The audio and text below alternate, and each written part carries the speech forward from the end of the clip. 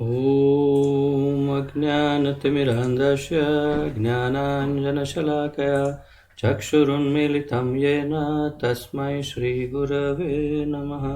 श्रीचैतन्यमनोभीष्टं स्थापितं येन भूतले स्वयं रूपकदा मह्यं ददाति स्वपदान्तिकं। वन्देऽहं श्रीगुरुं श्रीयुतपदकमलं श्रीगुरुन् वैष्णवांश्च श्रीरूपं साग्रजातं सहगण रघुनाथान्वितं तं सजीवं साद्वैतं सावधूतं परिजनसहितं कृष्णचैतन्यदेवं श्रीराधाकृष्णपादान् सहगण ललिता श्रीविशाखान्वितांश्च। हे कृष्ण करुणा सिन्धो दीनबन्धो जगत्पते गोपेश गोपिकान्त राधाकान्त नमोऽस्तुते। तप्त काञ्चन गौरांगी राधे वृन्दावनेश्वरी वृषभानुसुते देवी प्रणमामि हरिप्रिये।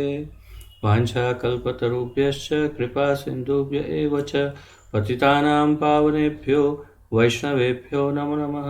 अनन्तकोटि वैष्णववृन्द की जय। नमो विष्णुपादाय कृष्णप्रेष्ठाय भूतले श्रीमते जयपताका स्वामिन् इति नामिने।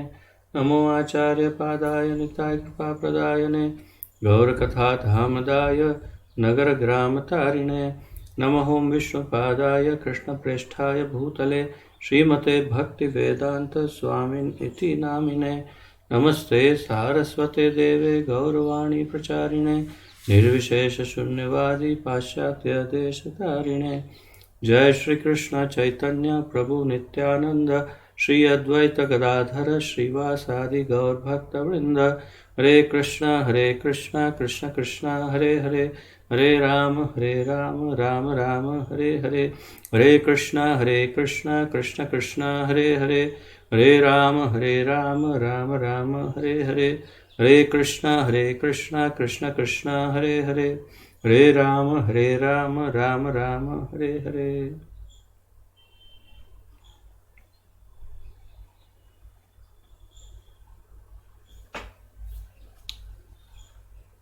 आप सबका स्वागत है आज के इस अत्यंत सुमधुर कार्यक्रम में। इसके अंतर्गत हम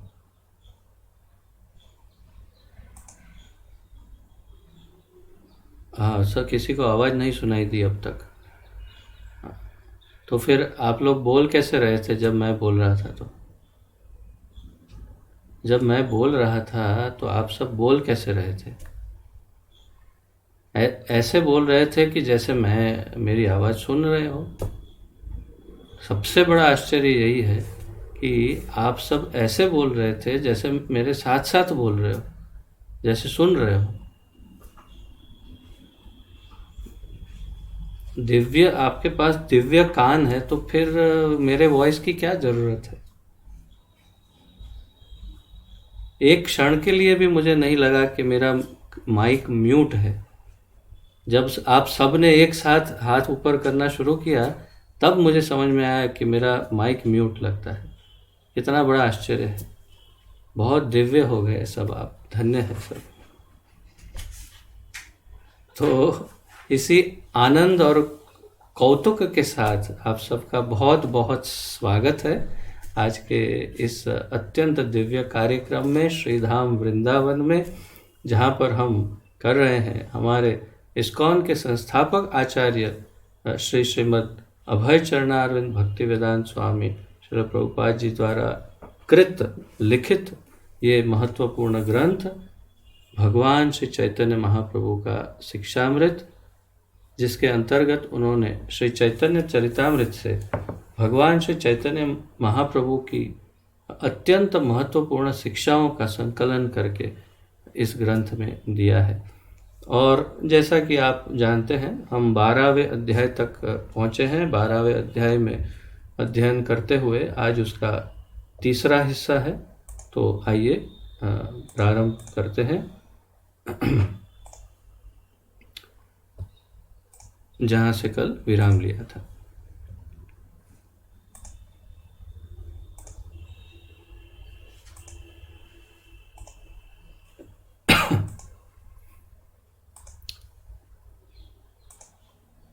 तो कल बहुत महत्वपूर्ण दो मुद्दों की चर्चा हमने की थी दो बहुत महत्वपूर्ण पॉइंट्स, और उसमें से प्रथम था संग दोष की चर्चा, जिसके अंतर्गत हमने देखा कि किस प्रकार वैष्णव अपराध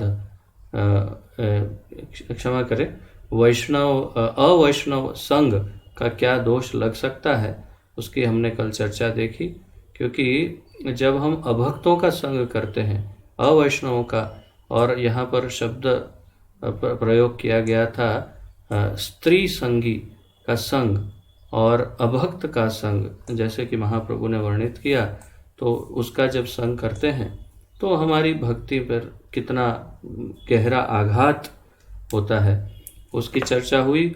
और फिर द्वितीय चरण में हमने शरणागति के 6 मुख्य अंगों की चर्चा की, जो श्रीमन महाप्रभु ने सनातन गोस्वामी को जो बताया, और फिर सनातन गोस्वामी पाद ने इसी को श्री हरिभक्ति विलास नामक ग्रंथ में एक सुंदर श्लोक के रूप में इसे आलेखित किया। बाद में श्रील भक्ति विनोद ठाकुर ने इसी शरणागति के ऊपर बहुत सुंदर अनेक भजनों के साथ बहुत सुंदर प्रस्तुति की है। यदि आप कभी YouTube पर सर्च करेंगे तो आपको श्री श्रीमद भक्ति चारू स्वामी महाराज के सुंदर लेक्चर इस पर मिल सकते हैं, जो उन्होंने ये सब भजनों को गाते हुए शरणागति के ऊपर 3-4 दिन का सेमिनार दिया है। तो तात्पर्य यह है कि महाप्रभु से, सनातन गोस्वामी से, भक्ति विनोद ठाकुर से अब हमारे पास बड़े विस्तार से इस शरणागति को अध्ययन करने के लिए बहुत सारा मटेरियल है।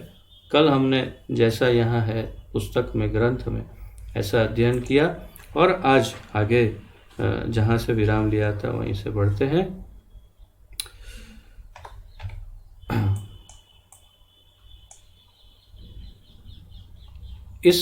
इसके उपरांत श्री गौर सुंदर महाप्रभु ने श्री सनातन को साधन भक्ति के लक्षणों का निर्देश किया। तो इतना उपदेश देने के पश्चात, और जैसे आप जानते हैं ये 12वें अध्याय का शीर्षक है श्री कृष्ण भक्त। तो भक्त के विषय में जो भक्त के लक्षण हैं उसी की चर्चा चल रही है, और इसलिए साधन भक्ति के लक्षणों का निर्देश अब महाप्रभु सनातन गोस्वामी को दे रहे हैं। तो ये बहुत महत्वपूर्ण है आप सबके लिए। अब नोट्स लिखने के लिए बहुत सारा मटेरियल उपलब्ध होगा, तो आप सब अपना नोट पेन सब तैयार रखिएगा। वर्तमान इंद्रियों द्वारा की जाने वाली भगवत सेवा साधन भक्ति कहलाती है। अब ये सबसे पहले यही आपको लिखना है, क्योंकि साधन भक्ति किसे कहते हैं एक ही वाक्य में बहुत स्पष्ट कर दिया, इतना स्पष्ट कर दिया कि कोई संशय नहीं रहे किसे साधन भक्ति कहते हैं। वर्तमान इंद्रियों की द्वारा, वर्तमान इंद्रिय अर्थात आपके इस मौजूद प्रत्यक्ष अभी जो आपके पास शरीर है, भौतिक शरीर, स्थूल शरीर या सूक्ष्म शरीर भी, तो सूक्ष्म और स्थूल शरीर जो अभी आपके पास हैं, उसमें जो कोई भी इंद्रियां आपके पास है, उन सभी इंद्रियों का उपयोग करते हुए हम जो भक्ति करते हैं उसे साधन भक्ति कहते हैं। तो वर्तमान इंद्रियों द्वारा की जाने वाली भगवद सेवा साधन भक्ति कहलाती है। तो इन इंद्रियों से हम भगवान की जो सेवा करते हैं उसे साधन भक्ति कहते हैं। मुझे लगता है इस पर थोड़ा सा एक विराम ले करके गहराई से इस पर चिंतन करना चाहिए, ताकि ये बिल्कुल हृदय के अंदर एकदम स्पष्ट रूप से अंकित हो जाए और मानस पटल पर ये छा जाए कि हाँ, साधन भक्ति किसे कहते हैं। हमारी इन इंद्रियों से हम भगवान की जो कोई सेवा इसी शरीर से करते हैं उसे साधन भक्ति कहते हैं। क्योंकि बहुत कॉम्प्लिकेटेड अन्यथा हो जाता है ये, हम भक्ति रसामृत सिंधु और ये कितना हमने साधन, परंतु बहुत सरल यहाँ पर व्याख्या कर दी कि इस शरीर की इंद्रियों से आप जो भगवान की सेवा करो, उसे साधन भक्ति कहते हैं।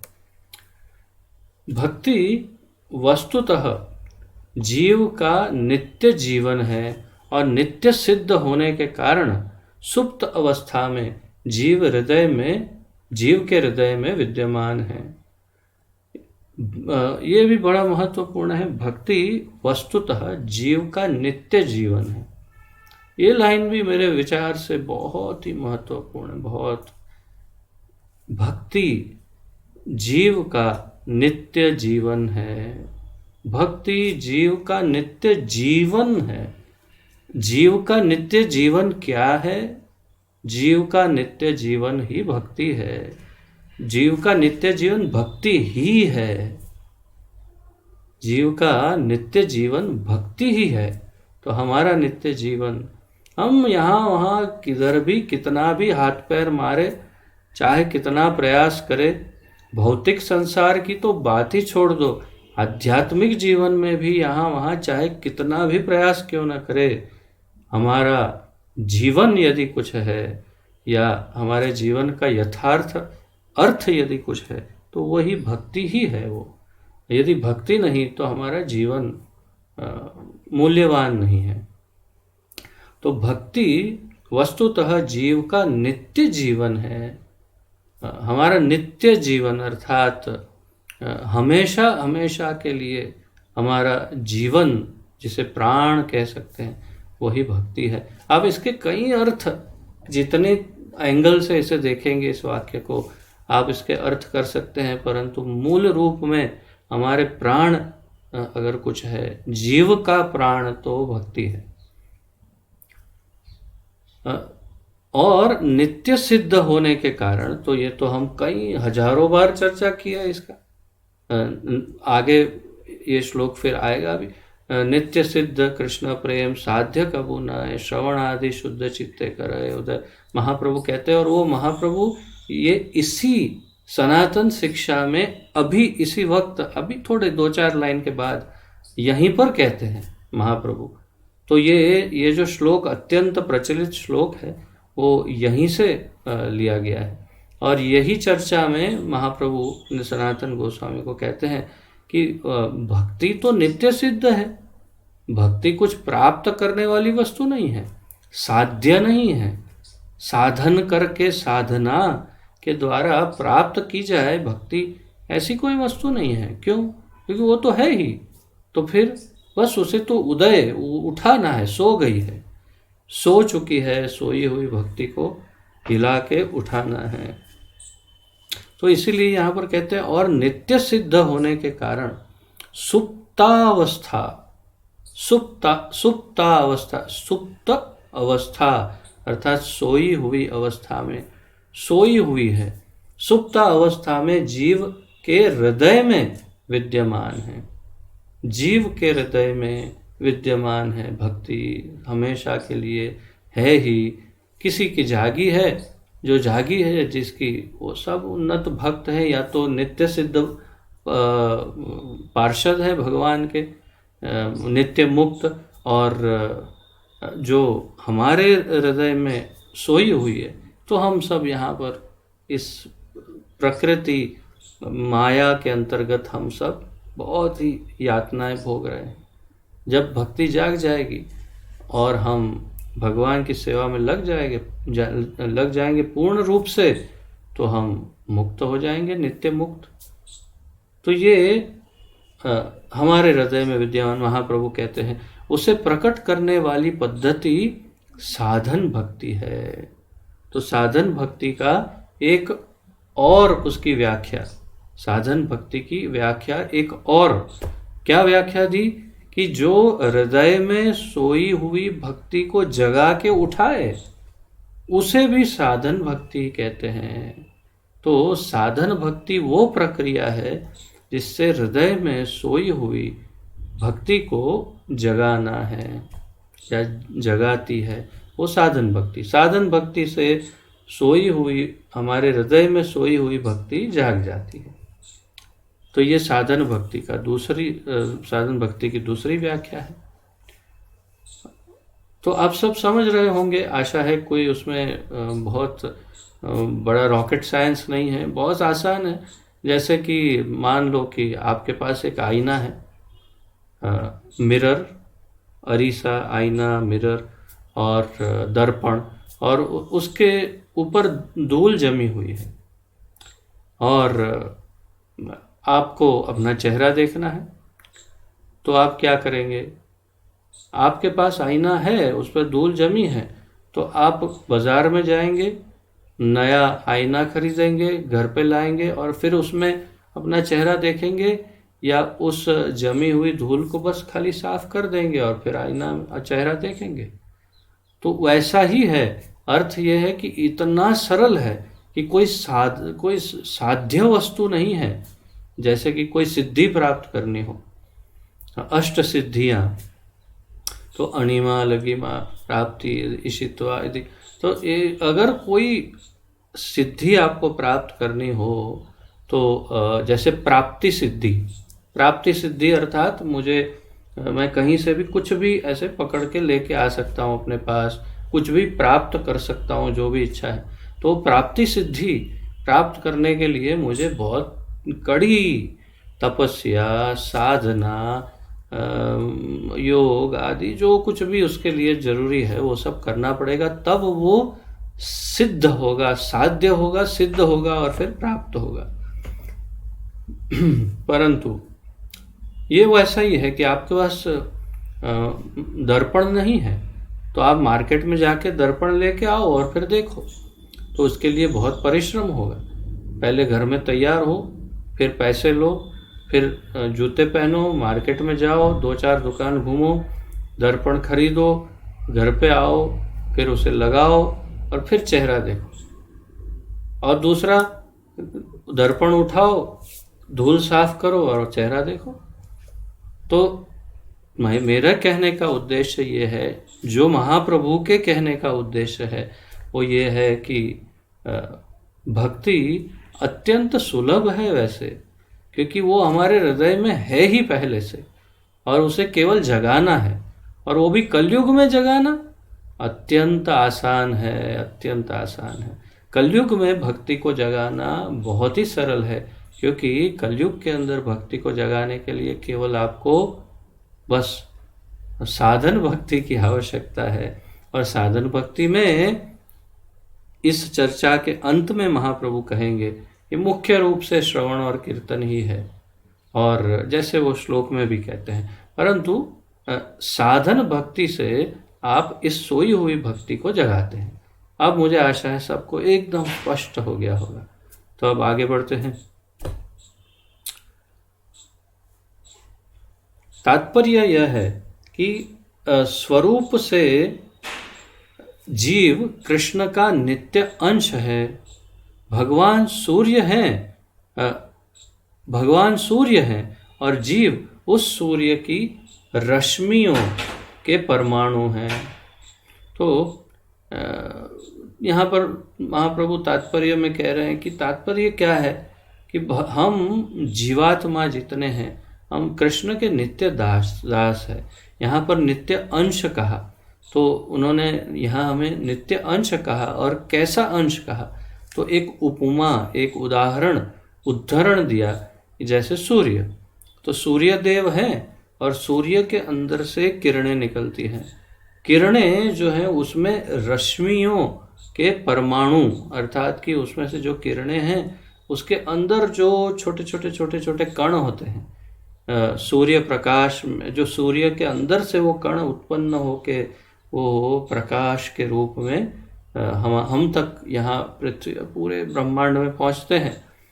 तो वो जो छोटे छोटे सूर्य से निकले हुए कण हैं, वो ऐसे तो सूर्य का ही अंश है, परंतु सूर्य तो अवश्य नहीं है।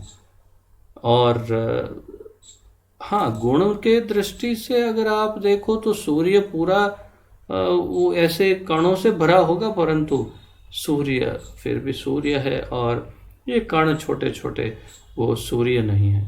तो बिल्कुल सूर्य जैसे नहीं कि उसको विभाजित किया करो, भगवान को टुकड़े टुकड़े कर दो भगवान के, तो उसमें से बस बहुत सारे जीव बन जाएंगे, ऐसा नहीं है। परंतु भगवान के हम उसी प्रकार छोटे छोटे अंश हैं। तो माया के प्रभाव से यह दिव्य संबंध समाप्त प्रायः हो जाता है, किंतु साधन भक्ति से जीव को पुनः स्वरूप प्राप्ति हो जाती है। ये भी इतनी ही महत्वपूर्ण बात यहाँ कही है महाप्रभु ने। मैं जब ये पढ़ने का मैंने प्रारंभ किया था अध्ययन का, तभी मैं सोचा भी था कि आपको बताऊंगा कि ये पूरा का पूरा पैराग्राफ जो है उसमें लगभग प्रत्येक लाइन अत्यंत महत्वपूर्ण है, एक एक लाइन अलग से स्टडी करने योग्य है। अब देखिए इसमें भी कहा माया के प्रभाव से यह दिव्य संबंध, कौन सा दिव्य संबंध, कि मैं भगवान का अंश हूँ, नित्य अंश हूँ। जैसे ऊपर की लाइन में कहा भगवान का हम नित्य अंश हैं, तो ऐसे मैं भगवान का नित्य अंश हूँ। इस बात को माया के प्रभाव से, इस जड़ प्रकृति की माया के प्रभाव से इस संबंध समाप्त प्राय, अर्थात लगभग खत्म हो गया है। समाप्त हो सकता नहीं, परंतु लगभग समाप्त जैसा हो गया है। लेकिन किंतु साधन भक्ति से जीव को पुनः स्वरूप प्राप्ति हो जाती है। तो जैसे ही हम साधन भक्ति करते हैं तो हृदय में सोई हुई प्रेम भक्ति जागृत हो जाती है। प्रेम भक्ति कृष्ण के लिए जागृत होती है, तो हमें अपनी स्वरूप की प्राप्ति हो जाती है। जो विस्मृति हो गई है, भूल गए कि हम कौन हैं, वो पुनः वापस स्मृति आ जाती है और हम वैसे वही दिव्य अवस्था में, दिव्य स्थिति में बिना कोई कुंठा, चिंता, तकलीफों के बिल्कुल निश्चिंत होकर, आनंदमय होकर के भगवान की सेवा में लग जाते हैं वापस। तो ये अवस्था बड़ी महत्वपूर्ण है। आगे बताते हैं, जब कोई साधन भक्ति करता है तो समझना चाहिए कि वह मूल स्वाभाविक मुक्ता अवस्था को लौट रहा है। मैंने कहा ना आपको, एक एक वाक्य इसमें बड़ा महत्वपूर्ण है। तो जब कोई साधन भक्ति करता है तो समझना चाहिए क्या, कि वह अपनी मूल स्वाभाविक मुक्त अवस्था को लौट रहा है। तो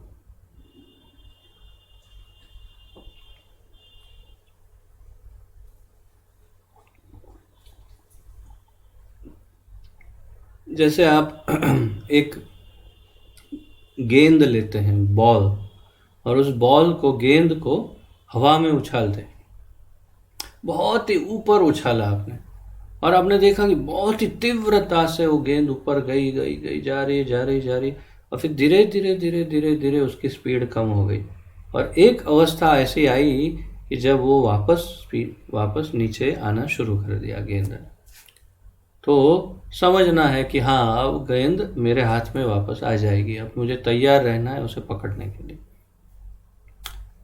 तो ये साधन भक्ति जो है वो वही टर्निंग पॉइंट है यहाँ ऊपर का, कि जहाँ से वो वापस, जैसे गेंद नीचे आना प्रारंभ करती है, उसी प्रकार जीवात्मा जो भगवान से विमुख हो करके माया में घुस गया है, वो माया से वापस टर्न ले करके धीरे धीरे भगवान की ओर वापस जा रहा है। और वो अवस्था कौन सी बताई महाप्रभु ने? नित्य मुक्त अवस्था। वो अपनी मूल स्वाभाविक मुक्त अवस्था को लौट रहा है। अर्थात महाप्रभु कह रहे हैं कि जीवात्मा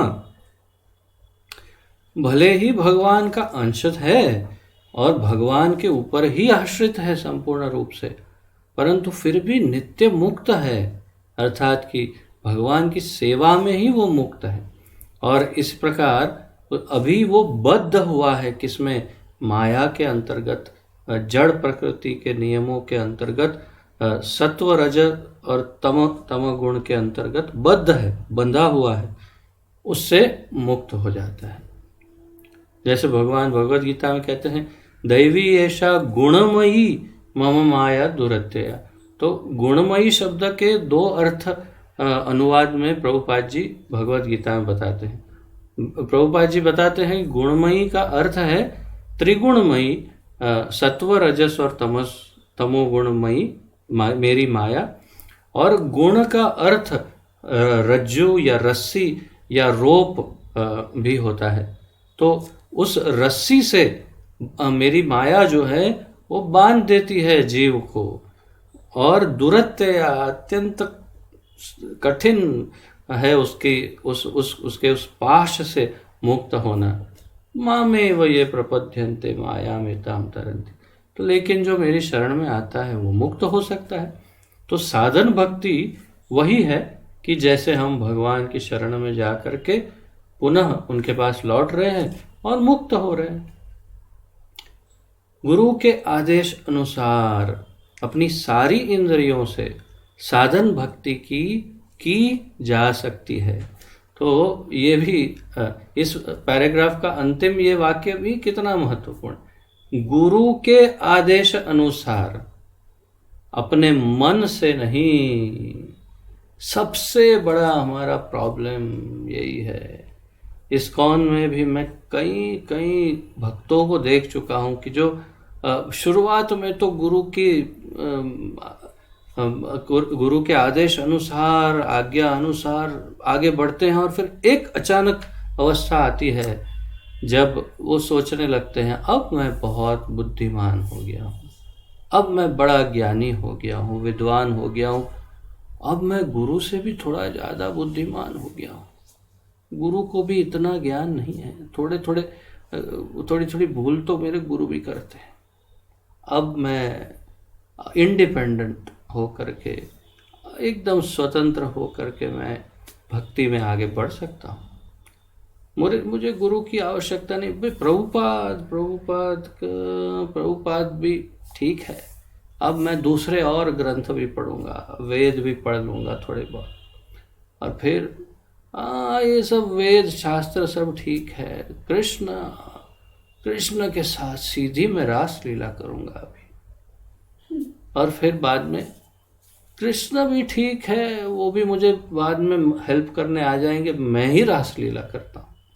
तो ये अवस्था धीरे धीरे आ सकती है।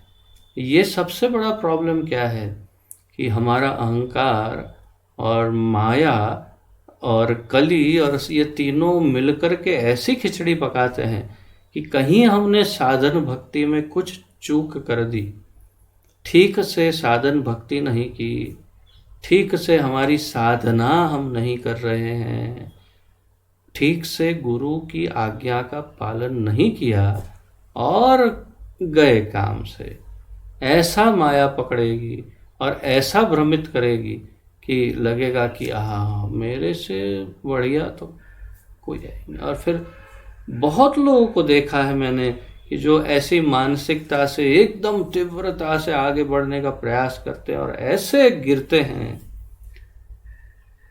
कि बहुत दया आती है कि ये ठाकुर जी इन्हें कैसे इनका उद्धार करेंगे अब। तो इसीलिए कह रहे हैं महाप्रभु कि गुरु के आदेश अनुसार अपनी सारी इंद्रियों से साधन भक्ति की जा सकती है। यहाँ 2-3 महत्वपूर्ण पॉइंट्स है इसी लाइन में। एक तो गुरु के आदेश अनुसार, वो तो ठीक है, समझ गए। अपनी सारी इंद्रियों से, अपनी जितनी इंद्रियां, सभी इंद्रियों का उपयोग करके साधन भक्ति की जा सकती है। परंतु यदि हम अपने मन से ये करने का प्रयास करेंगे तो हम निश्चित रूप से प्राकृत सहजिया ही हो जाएंगे।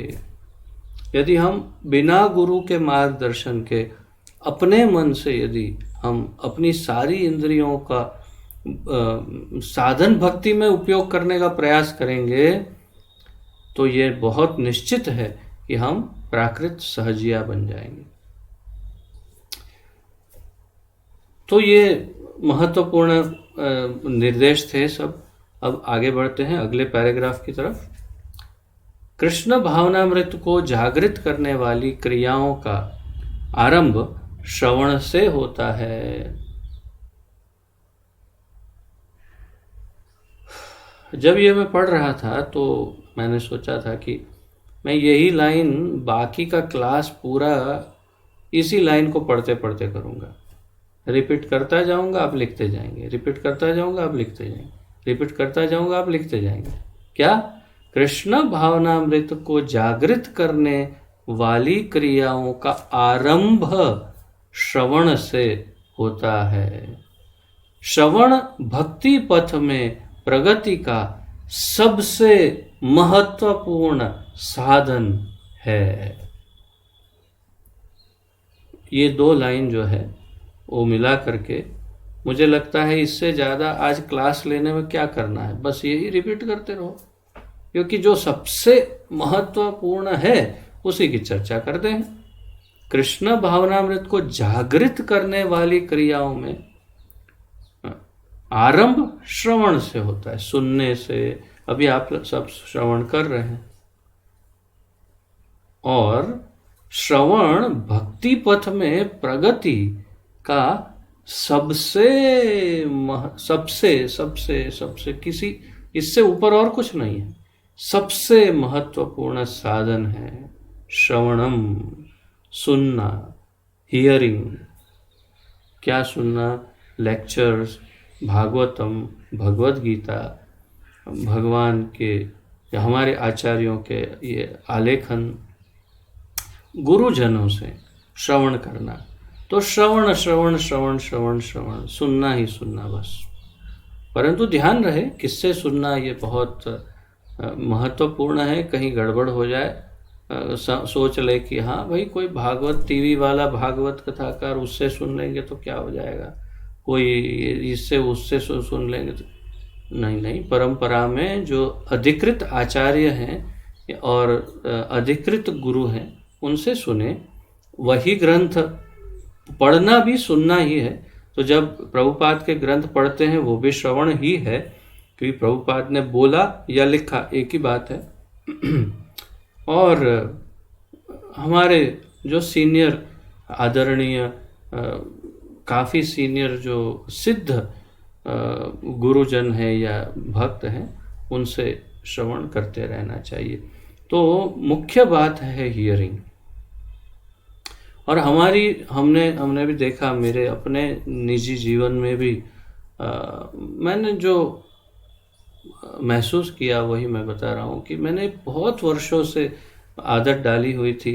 जब भी मैं ऑफिस में बैठता, मंदिर में जब ऑफिस थी तब, तो शुरुआत से ही मैं प्रभुपाद के लेक्चर लगा देता और पूरा दिन मैं ऑफिस में अन्य कार्य करता रहता और साथ में प्रभुपाद के लेक्चर सुनता रहता। और अभी भी हमारी दिनचर्या में प्रभुपाद जी के लेक्चर सबसे पहले, जप के बाद सबसे पहले हम प्रभुपाद जी के 3 लेक्चर प्रतिदिन लगाते हैं, मतलब लगभग 1.5 घंटा। तो उतना प्रतिदिन सुबह शुरुआत हम 3 लेक्चर से करते हैं और फिर बाकी दिन कीर्तन ये वो चलता है। और शाम को फिर गुरु महाराज के लाइव लेक्चर सुनते हैं, चैतन्य चरितामृत। दिन में और कहीं जहाँ जहाँ कुछ मौका मिला, कभी समय मिला तो यूट्यूब से इधर उधर से कोई हमारे अत्यंत आदरणीय वरिष्ठ भक्तों से सुन लिया। तो श्रवण करते करते करते करते करते ही प्रोग्रेस जो मैंने देखा है वो बहुत ही स्पष्ट है, मेरे सामने एकदम स्पष्ट है कि प्रोग्रेस का यानी कि उन्नति का मूल श्रवण है। और यहाँ तो महाप्रभु कह रहे हैं कि श्रवण भक्ति पथ में प्रगति का, वही उन्नति का सबसे महत्वपूर्ण साधन है। तो श्रवण करना चाहिए हमेशा, अर्थात इसमें पढ़ना भी आ जाता है। तो आप ये जो भागवत, भगवत गीता आदि, चैतन्य चरितामृत आदि ग्रंथ हैं वो सब पढ़ने या ऐसे सुनने, दोनों एक ही बात है। उसकी आदत डालें, जितना हो सके समय अपने घर में, जितना समय हो सके श्रवण करें। और दूसरा, हरि कीर्तन भी श्रवण करना चाहिए, अर्थात हरे कृष्ण महामंत्र का जप और कीर्तन। तो आप सब तो जानते ही हैं, ये लगभग 15 वर्षों से हमारे घर में, या मैं जहाँ मैं जाता हूँ, जहाँ कहीं जाता हूँ, तो वहाँ पर नित्य 24 घंटे प्रभुपाद जी का चैंटिंग मशीन लगाते हैं। केवल बस इस क्लास के टाइम पे बंद करते हैं, क्योंकि अन्यथा वो माइक्रोफोन में आवाज़ आती रहती है। इसलिए तो केवल उस समय, बाकी 24 घंटा प्रभुपाद का हरे कृष्ण महामंत्र का जप का चैंटिंग मशीन चलता रहता है। तो श्रवण उस प्रकार भी सतत निरंतर होता है, और वो हरि नाम, उस महाभागवत के श्रीमुख से निकला हुआ हरि नाम जब हृदय में जाता है तो विद्युनोति सुहृत्सताम, तो हृदय में बैठ करके वो सफाई जबरदस्त करेगा ही। क्या करेंगे, वो कार्य ही वही है उस शुद्ध हरि नाम का, अमल हरि नाम का। इसलिए मेरा सुझाव हमारे निजी अनुभव से है कि हरे कृष्ण महामंत्र का सतत जप श्रवण, और जितना हो सके प्रभुपाद जी और गुरु महाराज और ऐसे वरिष्ठ भक्तों का लेक्चर श्रवण। कुछ कुछ हमारे इस्कॉन में ऐसे भी वक्ता हैं कि जो बहुत ही कम आयु के हैं और बहुत अच्छे उन्नत भक्त हैं, उनका तो सुन सकते हैं। परंतु कुछ कुछ ऐसे हैं कि जो प्रोफेशनल हैं, अर्थात कि बड़ी बड़ी भागवत कथा करते हैं इत्यादि, इस्कॉन में हैं, लेकिन फिर उनके ज्ञान में थोड़ा बहुत डाउट आ सकता है। तो उस श्रेष्ठ ये है कि जो सिद्ध, एकदम प्रोवन जिसे कहते हैं, सिद्ध सीनियर हमारे अत्यंत वरिष्ठ भक्त हैं, उनसे ही श्रवण करें, तो कोई डाउट नहीं आएगा कि यहाँ वहाँ का सब नॉलेज मिक्स हो गया, और एकदम शुद्धता से आगे बढ़ पाएंगे। प्रभुपाद जी को सुनना सबसे श्रेष्ठ है। तो इस महत्वपूर्ण बात को हमारे हृदयों में दृढ़ करते हुए आगे बढ़ते हैं। महाप्रभु कहते हैं, अतः श्रद्धा पूर्वक कृष्ण कथा सुनने में नित्य नवीन रति बनाए रखनी चाहिए। तो श्रद्धा पूर्वक कृष्ण कथा सुनने में नित्य नवीन रति बनाए रखनी चाहिए। अर्थात भगवान के बारे में सुनने के लिए कभी कभी इतना इंटरेस्ट नहीं आता है, परंतु ये इंटरेस्ट बनाए रखना चाहिए, कृत्रिम रूप से ही सही, परंतु वो आकर्षण, वरना एक नियम ही बना देना चाहिए कि मुझे सुनना ही है, तब फिर हमारी उन्नति होगी। तो कृष्ण प्रेम जीव मात्र के हृदय में नित्य सिद्ध है। श्रवण से तो केवल उसका उदय होता है। श्रवण तथा कीर्तन साधन भक्ति के मुख्य उपाय है। ये कहकर के महाप्रभु ये चैतन्य चरितामृत में सनातन गोस्वामी को यही श्लोक बता रहे हैं, जिसका यहाँ अनुवाद है, नित्य सिद्ध कृष्ण प्रेम साध्य कबू नय, श्रवण आदि शुद्ध चित्ते करये उदय। तो श्रवण तथा कीर्तन साधन भक्ति के मुख्य उपाय है। तो अब हम चलते हैं पीछे साधन भक्ति की व्याख्या में, जहाँ पर साधन भक्ति को बताया कि हमारी सारी इंद्रियों से हम जो भी भगवान की सेवा करें उसे साधन भक्ति कहते हैं।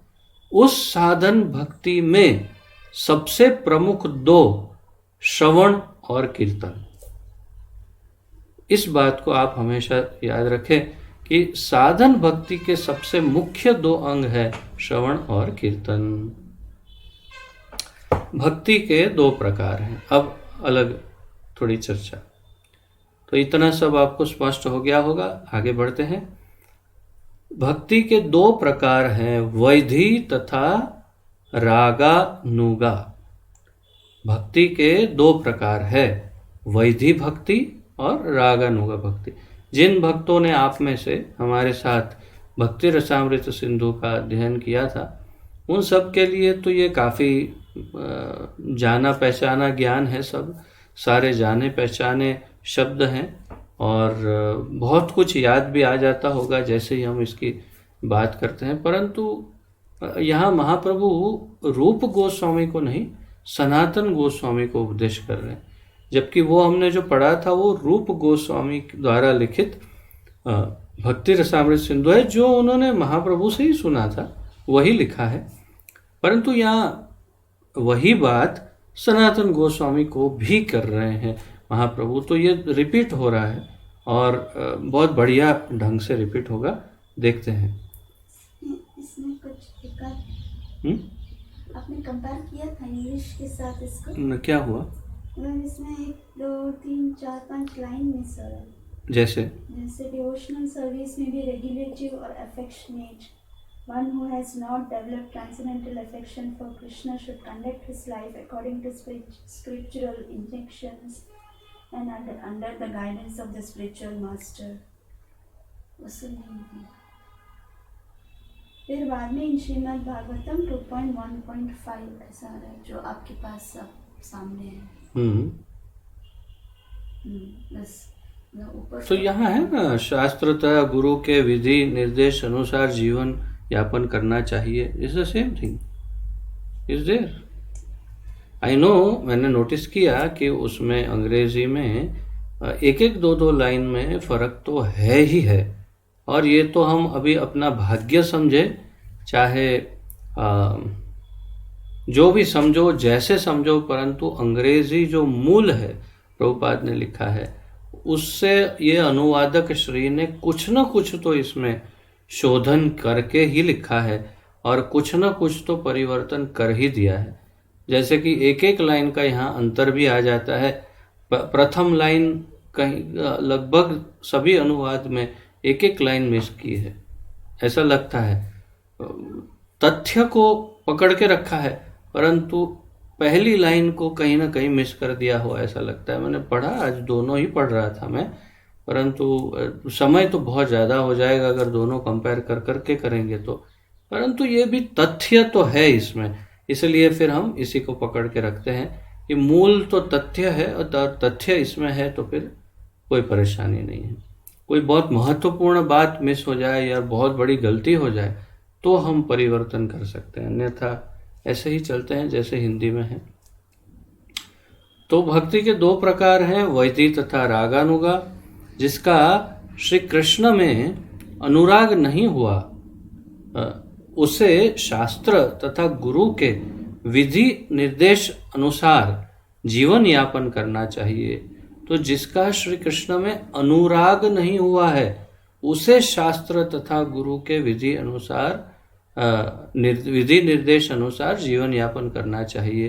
तो यहाँ पर जो लाइन मिस हुई उसमें ये था कि रागानुग क्या है, तो वैधि भक्ति क्यों है, और रागानुग वास्तव में यहाँ पर वो अंग्रेजी में जिस प्रकार प्रभुपाद जी ने लिखा है उसके अनुसार अगर हम इसका अगर सार देखें तो सार रूप में ऐसा मुझे प्रतीत होता है कि इसमें जैसे भक्ति रसामृत सिंधु में भी था कि जहाँ रागात्मिका होना चाहिए वहाँ रागानुगा लिखा है, ऐसा हमारे भक्ति रसामृत स्वामी महाराज ने इंगित किया था, और मैंने आपको बताया भी था उस लेक्चर में, उस बुक में।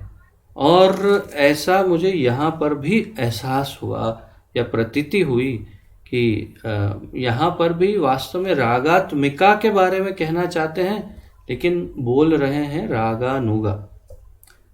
तो जो भी हो, कहने का तात्पर्य यह है कि जिसका श्री कृष्ण में अनुराग नहीं हुआ, अर्थात कि जिनका स्वाभाविक राग या प्रेम भगवान के प्रति अभी तक जागृत नहीं हुआ है, जिनको स्वाभाविक आकर्षण कृष्ण के प्रति नहीं है, जो कृष्ण भक्ति में आगे बढ़ना चाहते हैं परंतु स्वाभाविक रूप से आकर्षित अभी नहीं हुए, उनको, उनकी बात कर रहे हैं, उनको शास्त्र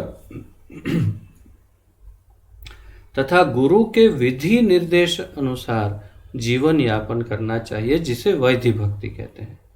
तो वैधि भक्ति वो है जो आप गुरु के निर्देशन के अनुसार और शास्त्रों के अनुसार जैसे भक्ति का अनुशीलन करते हैं उसे वैधि भक्ति कहते हैं।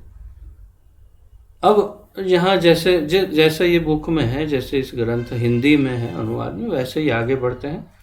श्रीमद् भागवत दूसरे स्कंद के प्रथम अध्याय के 5वें श्लोक में 2.1.5 में श्री सुखदेव गोस्वामी जी ने परीक्षित को, राजा परीक्षित को परामर्श दिया है। तो ये श्लोक की चर्चा पहले भी हम कर चुके हैं, मुझे अब स्मरण नहीं कब किया था, परंतु हो सकता है शायद भक्ति रसामृत सिंधु में ही किया हो या उपदेशामृत में, परंतु इस श्लोक का हमने पहले एक बार अध्ययन किया था, फिर से आज करते हैं। तो ये श्लोक इस प्रकार है, तस्मात् भारत सर्वात्मा भगवान ईश्वरो हरिः श्रोतव्यः कीर्तितव्यश्च स्मर्तव्यश्चेच्छता भयम्। स्मर्तव्यश्च इच्छता भयम्, संधि विग्रह करके बोल रहा हूँ। तो तस्मात् भारत सर्वात्मा भगवान ईश्वरो हरिः श्रोतव्यः कीर्तितव्यश्च स्मर्तव्य च इच्छता भयम्। तो इसका अनुवाद कर रहे हैं यहाँ पर, हे भारत, जो भय से मुक्ति चाहता है उसका प्रधान कर्तव्य है कि वह परम ईश्वर श्री हरि श्री कृष्ण का श्रवण कीर्तन और स्मरण करे। यह परम आवश्यक है कि श्री हरि का स्मरण निरंतर क्षण क्षण में होता रहे। वे ही सारे विधि सिद्धांतों के सार सर्वस्व हैं। तो ये बहुत अत्यंत महत्वपूर्ण श्लोक, जिसमें भी श्रवण और कीर्तन का ही महत्व है और स्मरण का भी साथ में लिया है महत्व। तो ये परम आवश्यक है कि श्री हरि का स्मरण निरंतर क्षण क्षण में होता रहे। वे ही सारे विधि सिद्धांतों के सार सर्वस्व है। संपूर्ण नियम विधान तथा विधि निषेधों के चिंतन से यह निर्णित होता है कि भगवान का स्मरण इन सब का सार सर्वस्व है। तो यहाँ पर कह रहे हैं महाप्रभु आगे, ये श्लोक बताने के बाद महाप्रभु अब श्री सनातन गोस्वामी को कहते हैं कि संपूर्ण नियम विधान तथा विधि निषेध। तो आपको स्मरण होगा कि हमने विधि निषेधों का अध्ययन किया था भक्ति रसामृत सिंधु के दौरान, और विधियां और निषेध इनको अलग से चर्चा की थी। फिर विधान अर्थात नियमावली और नियम। तो नियम विधान विधि निषेधों के चिंतन से यही निर्णित होता है कि भगवान का स्मरण इन सब का सार सर्वस्व है। अब आपको वो श्लोक याद आना चाहिए जो मैंने उस टाइम पे आपको कहा था क्लास में, उस भक्ति रसामृत सिंधु के क्लास में। अत्यंत महत्वपूर्ण श्लोक है भागवत का, और कहा भी था कि इसे कंठस्थ भी करना चाहिए। और हमारे प्रभुपाद जी का बड़ा ये प्रिय वाक्य है जो अंग्रेजी में वे बारंबार कहते हैं, always remember Krishna and never forget Krishna. Always remember Krishna never forget Krishna. हमेशा कृष्ण को याद करो और कृष्ण को कभी मत भूलो। हमेशा कृष्ण को याद करो और कृष्ण को कभी मत भूलो। स्मर्तव्यः सततं विष्णुर विस्मर्तव्यो न जातु चेत् सर्वे विधि निषेधास्योर एतयोर एव किंकराः। ये श्लोक है जिसकी मैं बात कर रहा हूँ। स्मर्तव्यः सततं विष्णुर, हमेशा सतत कृष्ण को विष्णु को याद करो। विस्मर्तव्यो न जातु चित, कभी भूलो मत। और फिर सर्वे विधि निषेधास्योर, अर्थात सभी विधि निषेध यानी सब नियमों में, सभी जितने नियम आप पालन कर रहे हो वैदिक भक्ति के, उन सभी नियमों को एतयोर एव किंकराः, इन दो नियमों के दास समझो। बाकी सब नियमों को, बाकी जितने विधि विधान पालन कर रहे हो उन सब को इन दो नियमों का दास समझो। किंकर, कौन से दो नियम का दास समझो? कभी कृष्ण को हमेशा कृष्ण को याद करो और कभी कृष्ण को भूलो मत। ये 2 नियम के ही बाकी सब नियम दास होने चाहिए। तो कितनी महत्वपूर्ण बात है, और यही बात यहाँ पर महाप्रभु कर रहे हैं कि हृदय में भगवान श्री कृष्ण का नित्य स्मरण भक्ति का लक्ष्य है। और वे कह रहे हैं हृदय में भगवान श्री कृष्ण का नित्य स्मरण भक्ति का लक्ष्य है। कितने मैं सेंटेंस लिखवाऊं आपको इम्पोर्टेंट, फिर सारे इम्पोर्टेंट होंगे तो फिर सब इम्पोर्टेंट होंगे तो सबकी महत्ता दब जाएगी, लेकिन ये भी बहुत महत्वपूर्ण है। अब मैं क्या करूं, इसे भी आप जैसे मार्क करना चाहो। हृदय में भगवान श्री कृष्ण का नित्य स्मरण भक्ति का लक्ष्य है। भक्ति का लक्ष्य क्या है? भक्ति का लक्ष्य नित्य हृदय में भगवान का स्मरण होता रहे, वही भक्ति का लक्ष्य है। अर्थात हम वैधि भक्ति से उस अवस्था तक पहुंचने चाहिए जब नित्य सतत निरंतर भगवान का स्मरण होता रहे। तब समझना चाहिए कि हाँ, अब हम वैधि भक्ति में सार्थक हो रहे हैं। वैसे वो सर्टिफिकेट अपने आप को कभी नहीं देना चाहिए, वो सर्टिफिकेट तो गुरु ही देंगे, परंतु फिर भी हम थोड़ा बहुत समझ सकते हैं कि हाँ, अब भक्ति थोड़ी परिपक्व हो रही है। शुद्ध रागानुगा भक्ति में विधि निषेध का कोई बंधन नहीं रहता। इस रागानुगा भक्ति की स्थिति में उन सब का लोप हो जाता है।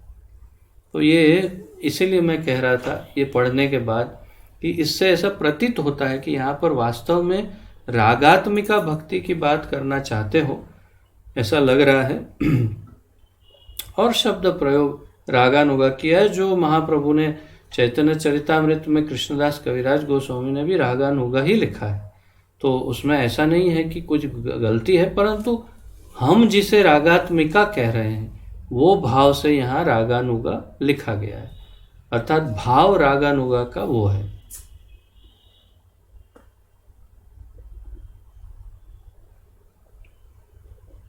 शुद्ध रागानुगा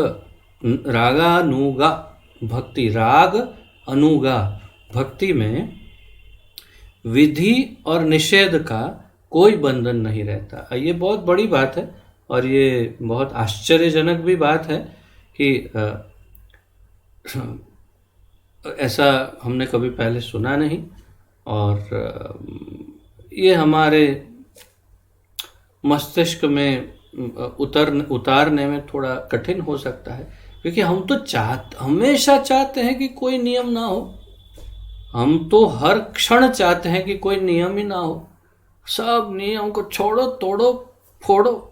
क्या नियम? कोई नियम नहीं, मुक्त जीवन जियो एकदम। आहा, यही हम हमेशा चाहते हैं। और हमें तो जबरदस्ती सब नियमों में धकेला जा रहा है, हर तरह से। यहाँ से नियम, वहाँ से नियम, ये नियम, वो नियम, ये नियम, हर तरह से हमें नियमों में धकेला जा रहा है। और अब यहाँ कह रहे हैं शुद्ध रागानुगा भक्ति में विधि और निषेध का कोई बंधन नहीं रहता। इसी रागानुगा भक्ति की स्थिति में उन सब का लोप हो जाता है, अर्थात कि अपने आप सारे विधि नियम समाप्त हो जाते हैं। तो भाई ये बात कर रहे हैं गोपी जनों की, जो गोपी भाव की अवस्था तक पहुंचे हैं। उन्हें क्या विधि नियम, वो संपूर्ण रूप से 100% कृष्ण प्रेम में, कृष्ण भक्ति में संपूर्ण डूबे हुए हैं। इसलिए उनको न विधि न नियम कोई कुछ, वो जो कुछ करते हैं सब कुछ भगवान की प्रसन्नता के लिए करते हैं, और इसीलिए विधि नियमों का उन पर कोई बंधन नहीं है। परंतु हमारा ऐसा नहीं है, इसलिए हम पर विधि नियम, ये विधि निषेध सब हैं, नियम हैं, क्योंकि हम काफ़ी कुछ अपनी इंद्रियों के लिए करते हैं, बल्कि हम अधिकतर सब अपनी इंद्रियों के लिए करते हैं, और इसलिए हम पर ये लागू होते हैं। आगे बढ़ते हैं। परंतु साधन भक्ति के समुचित अनुष्ठान में निम्नलिखित विधि सिद्धांत अनिवार्य है। तो अब यहाँ पर कुछ नियम बताएंगे, गिनवाएंगे बहुत सारे। ये सब लिखने बैठेंगे आप तो होगा नहीं, इसलिए मैं बस पढ़ता जाऊंगा। आपको अगर लिखना हो तो आप मुझसे याद करवाइएगा, तो मैं इसकी सॉफ्ट कॉपी इस बुक की भेजूंगा, तो आप अपने मोबाइल में से पढ़ के फिर लिखना हो तो लिख सकते हैं। परंतु साधन भक्ति के समुचित अनुष्ठान में निम्नलिखित विधि सिद्धांत अनिवार्य है। तो साधन भक्ति को ठीक से करने के लिए अब जो बताएंगे वो विधि और सिद्धांत या नियम या निषेध या जो कहिए वो सब अनिवार्य है, और वो कुल मिलाकर के 64 होते हैं, 64। तो अलग अलग करके उनको विभाजित करके 10 फिर इधर ये वो सब मिला करके और अंत में 4 इस प्रकार करके 64 बताएंगे। तो हम जितना आज कर सकते हैं उतना पढ़ते हैं, नहीं तो फिर बाकी कल करेंगे। कि मैं पढ़ता हूँ और जहाँ ज़रूरत पड़ेगी मैं समझाऊंगा, थोड़ा बहुत प्रयास करूँगा।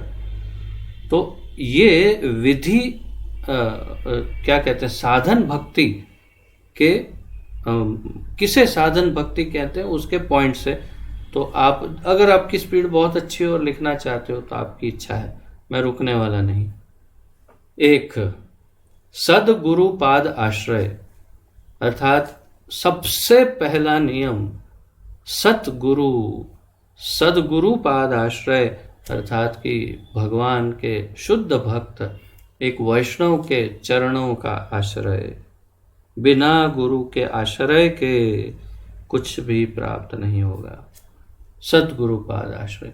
दूसरा दीक्षा। तीसरा, ये महाप्रभु बता रहे हैं। तीसरा गुरु सेवा।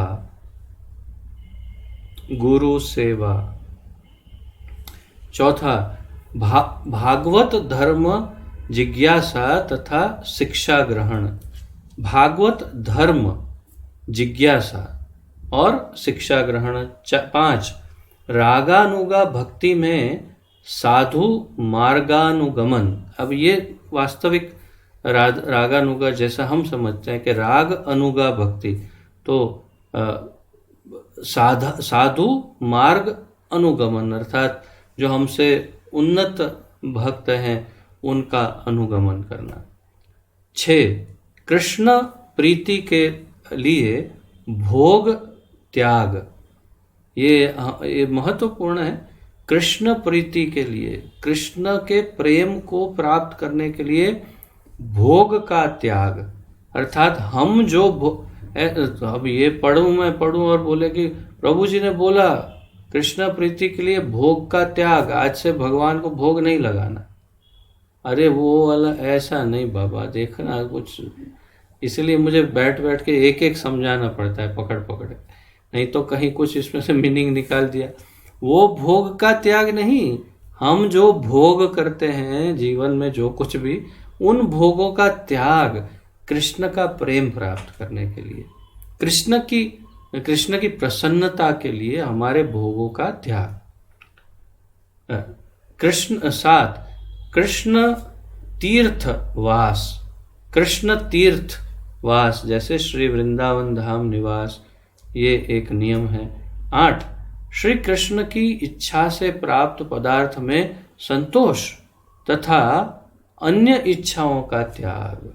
श्री कृष्ण की इच्छा से प्राप्त पदार्थ में जो कुछ कृष्ण ने दिया है उसी में संतोष, और जो नहीं मिला है उसका त्याग, अर्थात कि जो नहीं है उसकी इच्छाओं का त्याग।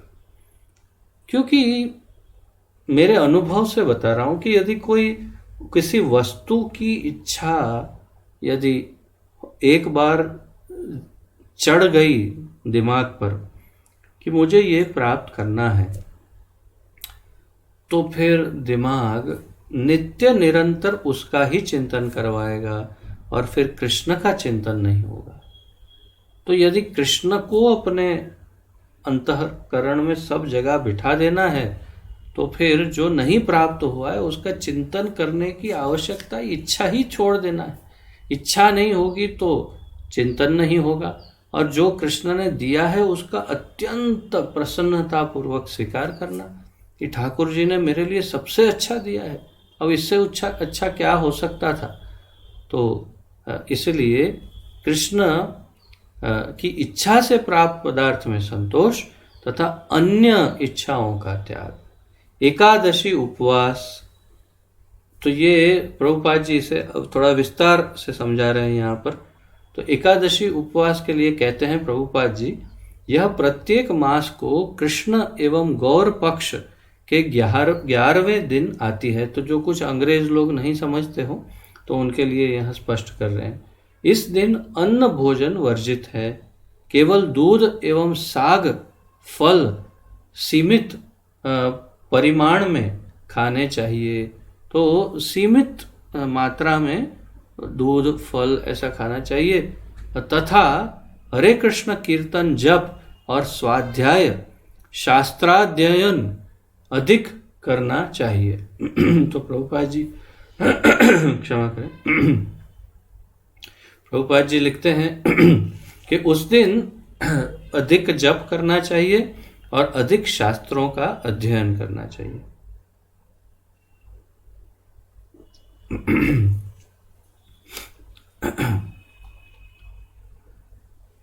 और 10 वैष्णव, गो, पीपल आदि का सम्मान। 10वां पॉइंट है वैष्णव, गो गाय, पीपल का वृक्ष, आदि में तुलसी, आमलकी वृक्ष, कुछ शास्त्रों में वर्णन है, और ब्राह्मण इत्यादि, इस सब का सम्मान। तो मुख्य रूप से वैष्णव, गाय, पीपल का सम्मान। इसमें पीपल भी है, इसमें बनियान भी है। बनियान, वट वृक्ष, देखिए वाह क्या बात है। अंग्रेजी में और हिंदी में, हिंदी अनुवादक श्री को कहीं से ढूंढना पड़ेगा, कौन है पहले ही पता करना पड़ेगा, और उनको दंडवत लगानी पड़ेगी 2-4 कि वहाँ वट वृक्ष लिखा है अंग्रेजी में, यहाँ पर पीपल लिखा है उन्होंने। पीपल का भी महत्व दिया ही है हमारे शास्त्रों में, उसमें कोई शंका नहीं, इसलिए मैं बिना शंका के इसको पढ़ा। लेकिन प्रभुपाद जी ने वटवृक्ष लिखा है, तो जो भी हो हम आगे बढ़ते हैं, क्योंकि मैं इस पर कोई टिप्पणी करने के योग्य नहीं। और फिर आगे कहते हैं, भक्ति मार्ग से नवदीक्षित भक्त के लिए इन 10 नियमों का पालन अनिवार्य है। भक्ति मार्ग से नवदीक्षित भक्त, तो जो भक्ति मार्ग में नए जुड़े हैं, ऐसे भक्तों के लिए इन 10 नियमों का पालन अनिवार्य है। सेवा तथा नाम अपराधों से भी बचना चाहिए। तो सेवा अपराध और नाम अपराध से भी बचना चाहिए, सेवा से नहीं बचना चाहिए। सेवा अपराध और नाम अपराध से भी बचना चाहिए। नाम कीर्तन जप में बनने वाले 10 अपराधों को दूर से ही त्याग देना चाहिए। तो नाम कीर्तन या जप में, नाम संकीर्तन या नाम जप में जो 10 अपराध बनते हैं उसे दूर से त्यागना चाहिए। 10 नाम अपराध ये हैं, 10 नाम अपराध ये हैं कह के यहाँ आरंभ कर रहे हैं। एक ये वही है जो हमने 10 नाम अपराध पद्म पुराण से देखे, जो हमने इसकी चर्चा बड़े विस्तार से कर चुके हैं। हम पुनरावर्तन करते हैं एकदम क्या कहते हैं, स्पीड से। वैष्णव, एक वैष्णव भक्त निंदा, तो जो प्रचारक या वैष्णव भक्त हैं, तो वैष्णवों की, भक्तों की, प्रचारकों की निंदा नहीं करना।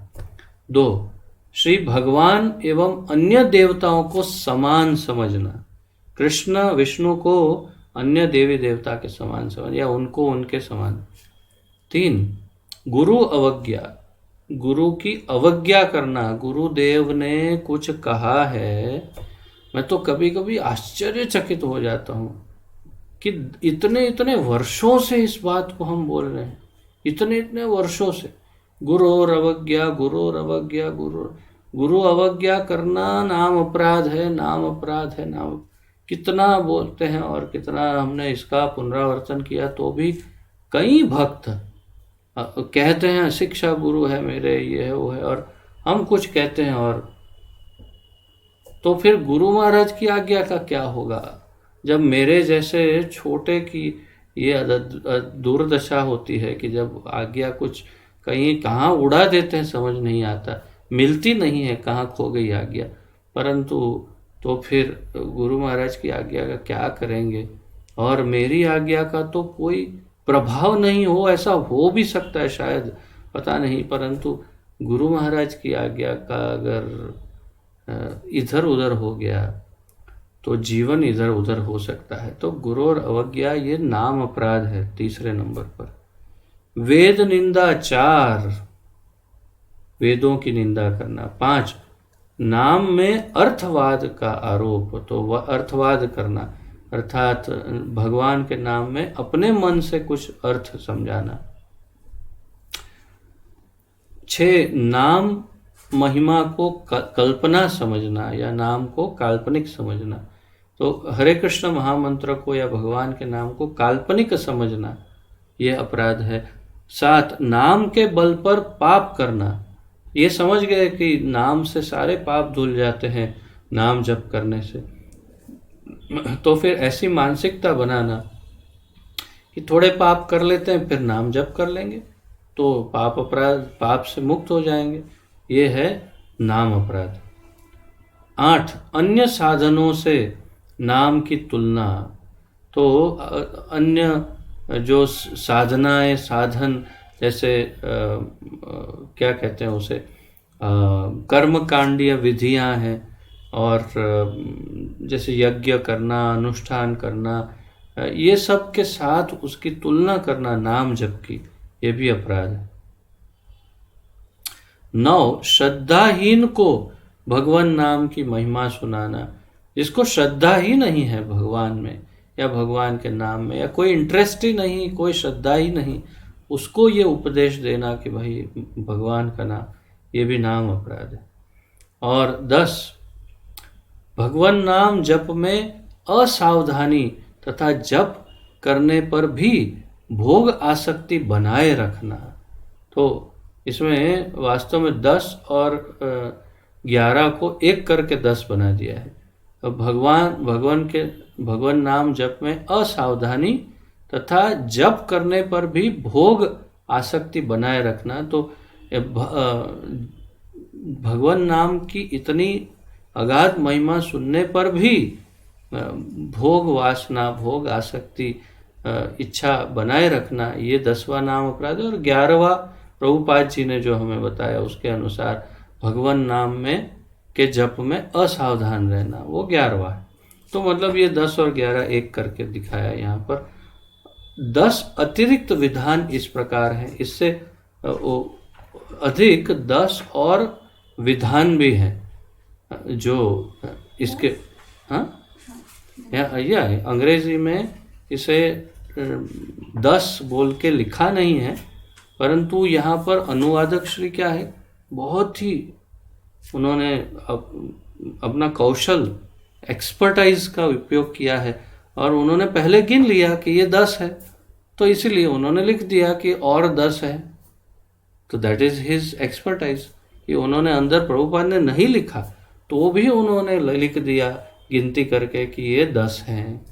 तो what is wrong in that? Is okay, let's follow. तो भगवान, हाँ, 10 अतिरिक्त विधान इस प्रकार हैं। एक, मैं समझता हूँ कि इसके बीच में और 2-4 सेंटेंसेस है, लेकिन आई नो, बट वो सब स्किप किया है। तो anyhow we should follow this right now, क्योंकि वो कितना मैं अनुवाद करता जाऊंगा, मेरे को तो एक हाथ में ये बुक और एक हाथ में वो बुक, इस प्रकार बैठना पड़ेगा। जैसे एक मैंने सुना था बहुत पूर्व में कि एक वो तब तो क्या था, सरदार जियों पे जोक चलते थे।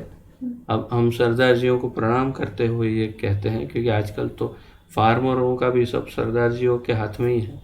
तो एक सरदार जी को किसी ने जोक्स की बुक दी, तो जोक्स पढ़ रहे थे और ऐसे पढ़ रहे थे, ऐसे पढ़ते थे, फिर ऐसे देखते थे फिर पढ़ते थे, फिर ऐसे देखते हंसते। तो किसी ने पूछा ये क्या हो रहा है सरदार जी? तो बोले कि अरे कुछ नहीं, जोक्स पढ़ रहा हूँ। बोले नहीं क्यों, दो?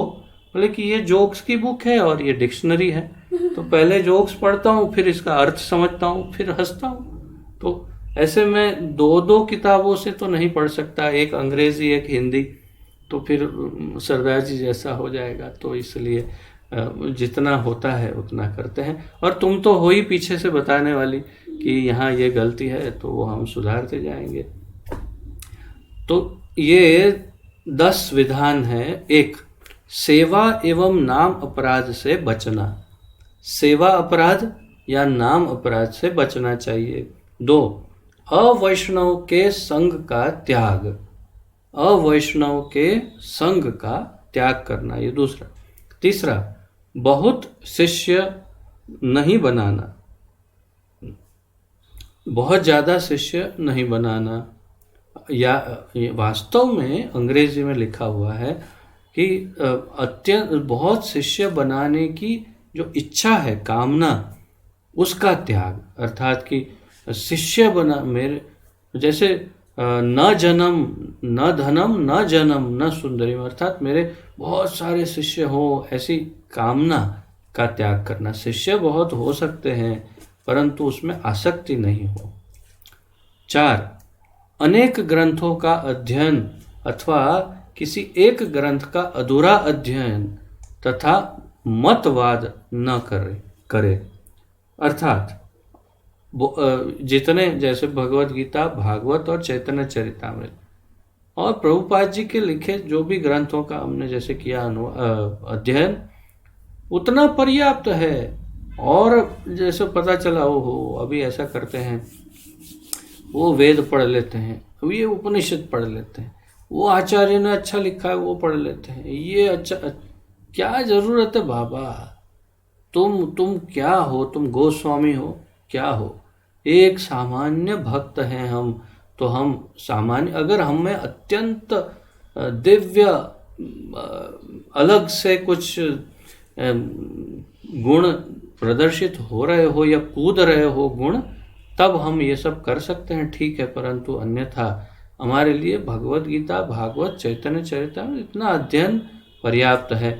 तो अत्यंत अधिक बहुत सारे ग्रंथों का अध्ययन नहीं करना चाहिए और अधूरा अध्ययन नहीं करना चाहिए। अंग्रेजी में लिखा है प्रभुपाद जी ने कि कोई ग्रंथ पढ़ना आरंभ किया और फिर आधा छोड़ दिया, भगवत गीता आधी पढ़ के छोड़ दिया, तो ऐसा ना हो, ये ध्यान रखना।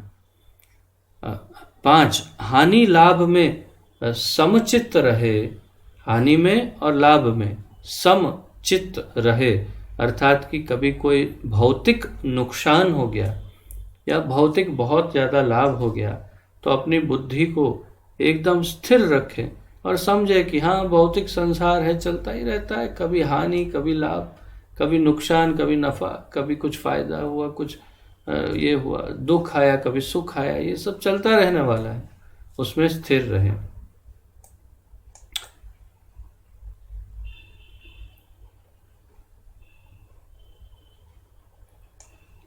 छः, शोक आदि के वशीभूत ना हो। तो वही बात, शोक अर्थात चिंताएं, शोक, डिप्रेशन, दुख, उसके वशीभूत ना हो, अर्थात कि उसके अंतर्गत दबाव में, प्रभाव में ना आ जाए। अपने आप को बैलेंस में रखे कि मैं ये शरीर हूँ नहीं, किस बात का इतना शोक, किस बात की इतनी ग्लानि, ऐसे कोई डिप्रेशन में आ जाना या शोक में आ जाना, वो ना हो। 7, अन्य देव एवं अन्य शास्त्रों की निंदा न करें। अन्य देव अर्थात अन्य देवी देवता और शास्त्र की निंदा न करें। तो इससे बहुत स्पष्ट हो रहा है कि भक्ति केवल कृष्ण की हो, परंतु इसका अर्थ ये नहीं है कि अन्य देवी देवताओं का अपमान हो जाए।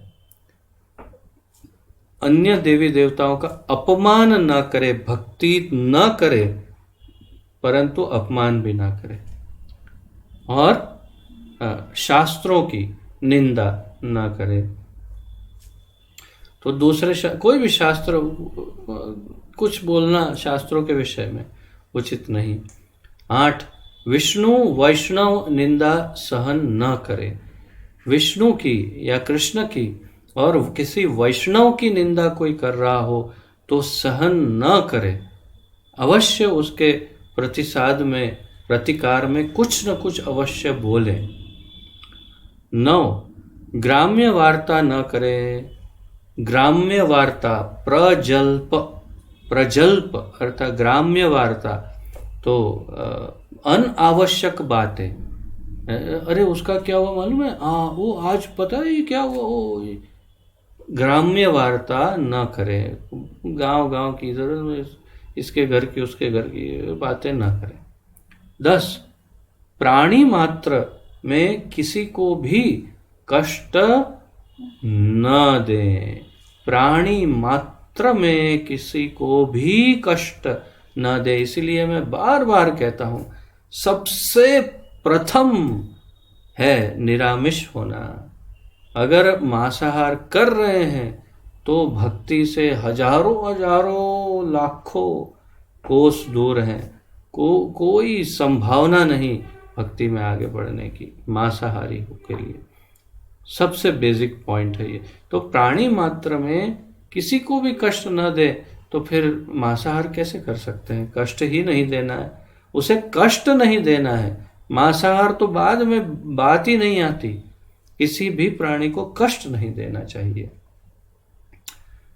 श्री रूप गोस्वामी द्वारा प्रणीत भक्ति रसामृत सिंधु में उल्लेख है इत्यादि। तो फिर अब यहाँ पर मुझे लगता है हम आज विराम लेंगे, क्योंकि काफ़ी समय भी हो चुका है, और इसके बाद गिन के सारे जो बाकी शेष रह गए वो सारे बताएंगे।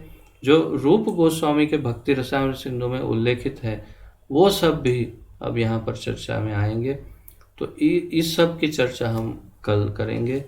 आज के लिए यहीं पर विराम लेते हैं। तो आशा है आप सबको इसमें से काफ़ी कुछ ज्ञान प्राप्त हुआ होगा, जानकारी प्राप्त हुई होगी और आनंद भी आया होगा। तो किसी का कोई प्रश्न विशेष हो तो पूछ सकते हैं।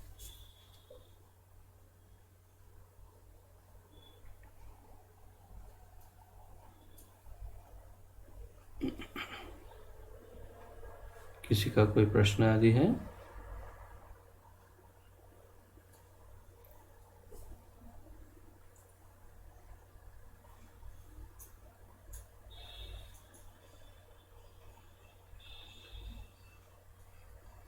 ठीक है, तो आइए प्रणति निवेदन करके क्लास को विराम देते हैं। श्री चैतन्य महाप्रभु की जय। श्रील सनातन गोस्वामी प्रभुपाद की जय। पतित पावन अभय चरणारविंद भक्ति वेदांत स्वामी श्रील प्रभुपाद की जय। पतित पावन गुरुदेव की जय। निताय गौर प्रेमानंदे। हरि हरि बोल। हरे कृष्णा। आप सबका बहुत बहुत धन्यवाद और कोटि कोटि दंडवत प्रणाम।